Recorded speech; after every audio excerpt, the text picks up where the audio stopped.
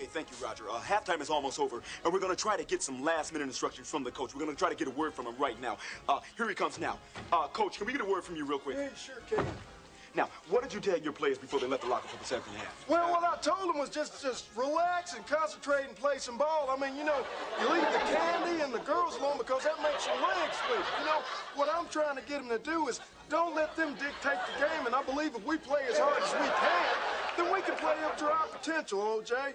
Well, look, how do you feel about the team's first half performance? Well, you know, anytime you have a big game, I mean, you're going to have some jitters. I mean, if we could start sticking to people, putting the hat on the people, you know, give them 110% every single time, then I believe the Super Bowl is ours.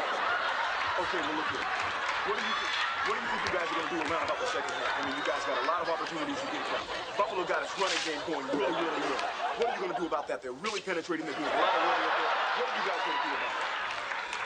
Well, what we're going to do is play some control-type offense. I mean, we got to keep the ball from them in the second half. I mean, you know, we got to passing game and, you know, open that up. I mean, because if we don't do that, and I know it's hard for you to hear me, but we'll get a few breaks and we'll be fine. You know, but as you know, this game is a game of ups and downs, so we're going to go out there and get the momentum going for us, you know?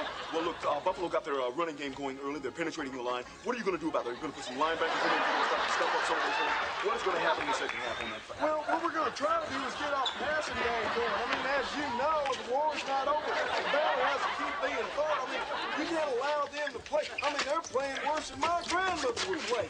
So they just got to go out there with their heads. Well, I think that's the signal for the second half. I got one more question to ask. Are you going to go with your air attack? I mean, we haven't seen you do a lot of that in this game.